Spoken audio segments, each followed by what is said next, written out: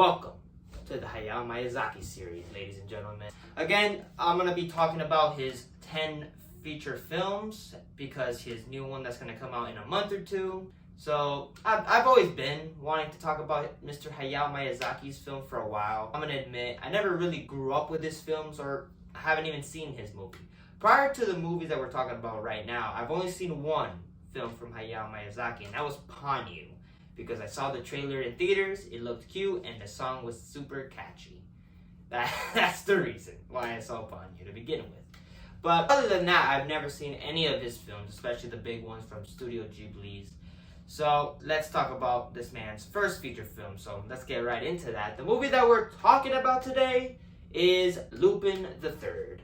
Lupin the Third, Castle of Cagliostro is a adventure action crime film, and it's about the character of Lupin and his gang and a cop are trying to rescue this girl, this princess, and not only that, but also trying to find the secrets of this family, and also to find a treasure that they're trying to find. And of course, this is his first feature film. We've known that this is part of a series of the Lupin series that a lot of people have heard of nowadays, but during 1979 it was a very relatively unknown thing. So I had very much no expectations for this film. I didn't know what I was getting into, and for this man's first feature film, this is great. This is really a damn great start to this legendary director's career.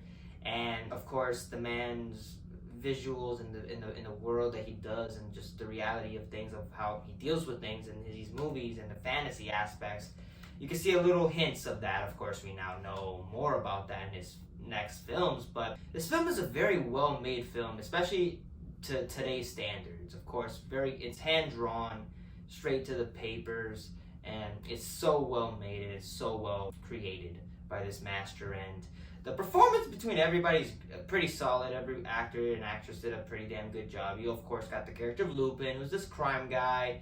He's a little older.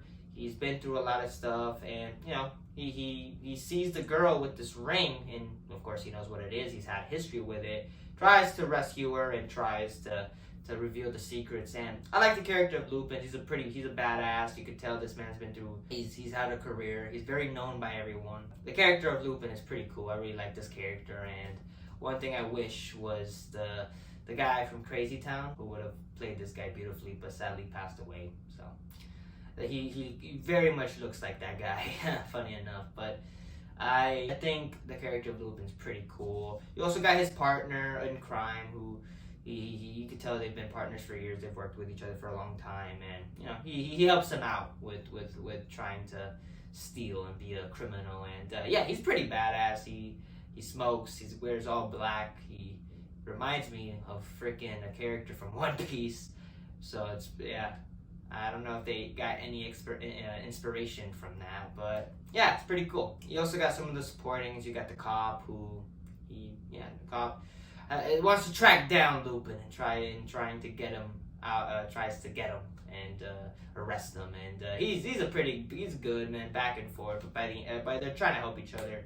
And I like the back and forth between Lupin and the cop, and it's pretty fun. The princess, she's trying to marry this guy who's, we see throughout the film, is not a good guy, and she's pretty much imprisoned, and Lupin's trying to save her. And she's a cool character. You can tell the princess has feelings for Lupin because they met when she was very younger, and now she's a little grown now, and she likes the guy. She calls him Mr. Thief. I thought the princess was cool. The main bad guy is the villain. He's he runs the big castle, and he's there. A lot of illegal shit that he does, and he's a pretty cool villain, pretty menacing. He gets things done. You also got another guy, the samurai guy. He's the watch. He watches people. He's pretty much there to watch, things, and take a look out. But also a badass one has to be done, and he doesn't take death very lightly. He tries his best not to kill anyone. But if it happens, it happens. He's pretty cool, and all the characters are very well written and very well created. The direction by Mr. Hayao Miyazaki is damn near amazing. The way the film looks is really good. It's hard for me to say, oh, this film is very well shot, very well, the cinematography, but it's an animated film, so I don't know how to really say, but it just looks really freaking good, right? Like some of the shots, so some of the drawings are very well beautiful at times, and it looks really good. The writing is very good too. The dialogue is very solid, and the story is a very simple story of a man trying to rescue a girl. It's very simple, very straight to the point, but he does well with it. And the chemistry all around is pretty solid. Everybody works well together. The characters alike, and they work well together. The chemistry is good. The music is really good. I like the music. The song has the opening theme song is pretty cool. I liked it a lot, and the music too is just really good. And the animation is really solid from 1979. Of course, you can tell it's old school, but for what they did at this time to make movies like this is very special, and you got to just give respect.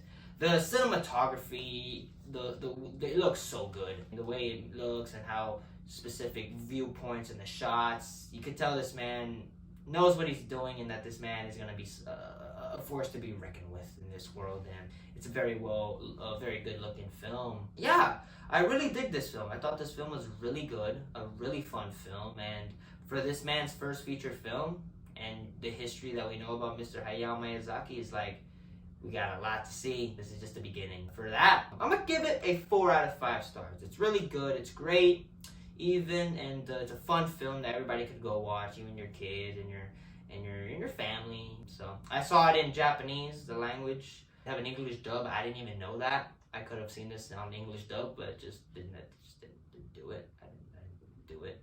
So I saw it in its regular Japanese edition. So it was fun though. But anyways, those are my thoughts for Lupin the Third, Castle of Cagliostro. It's a great film. If you've never seen it, I would check it out. It's really fun. It's very old, 1979, but hey man, sometimes you gotta see a classic. So those are my thoughts.